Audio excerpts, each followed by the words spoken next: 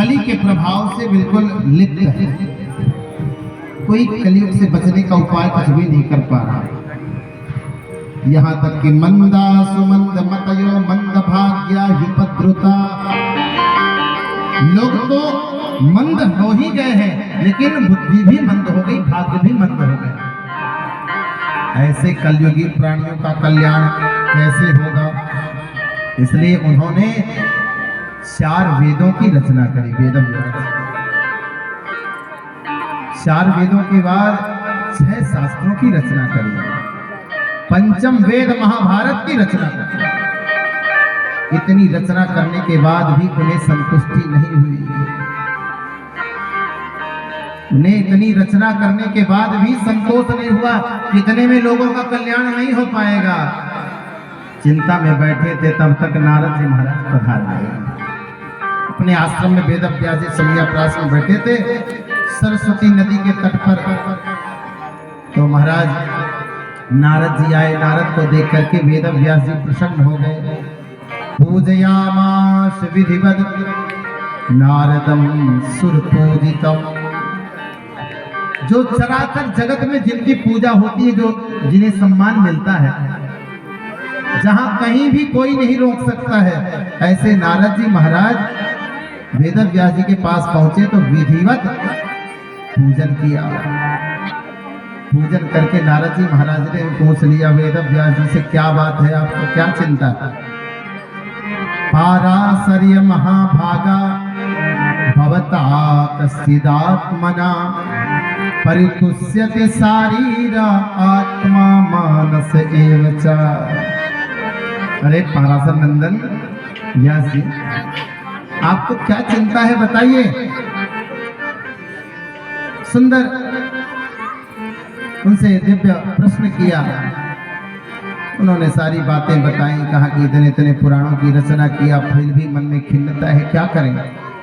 नारद जी महाराज ने कहा, भले ही आपने इतने पुराणों की रचना करी हो, वेदों की रचना करी हो, महाभारत जैसे ग्रंथ की रचना करी हो, पर जिन्हें मोती चुगने की आदत है, वो ऐसे दाना थोड़ी ना चुगता है। तो अभी तो आपने महाभागवतों की कथा का वर्णन किया ही नहीं। जब तक भगवान के महाभागवतों की चर्चा आप नहीं करोगे, पुराण के रूप में नहीं रचित करोगे, तब तक जो बड़े बड़े परमहंस हैं, बड़े बड़े वेदता हैं, महामनीषी हैं, उन्हें इन पुराणों में बोध नहीं लगेगा। हंस को कहा जाए कि दाना चुग लो तो नहीं चुगेगा। जैसे सरोवर में स्नान करने से संतुष्टि होती है, उसे कहो छोटी सी नदी में, कुएं में जाकर डुबकी लगा लो, वो क्या संतुष्ट होगा? शांति मिलेगी? तो आप महाभागवतों की रचना करिए। नयद पचस्यत्र पदम हरेर यशो जगत पवित्रम प्रगणीह करहिज तदवायसं तीर्थ मुसंति मानसा नयत्र हंसा निर्मन्यो शिक्षया।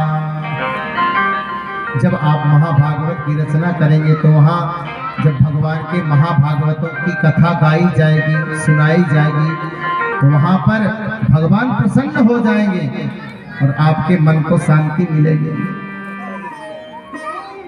नारद जी महाराज ने जब ऐसा कहा तो नारद वेद व्यास जी ने कहा, कैसे करें? तो कहा, कोई काम दुनिया में मुश्किल नहीं है, जो करते रहोगे यतन धीरे धीरे, प्रयास तो करिए। अपना पूरा जीवन वृत्तांत बताया, पूरी कहानी बता दी। अहम पुरातीत भवे भवम मुने दास्या सुकस्यासन वेदवादिना निरूपितो बालक एव योगिनाम शुश्रूषुणे प्रावृष निर्विवक्षिता। अरे मुझे नारद की ओर दृष्टि डालिए, मैं बहुत बड़ा ज्ञानी नहीं था।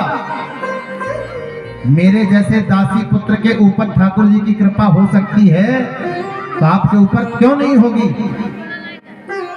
संकल्प मजबूत करिए। पूरी कथा बताया नारद जी ने।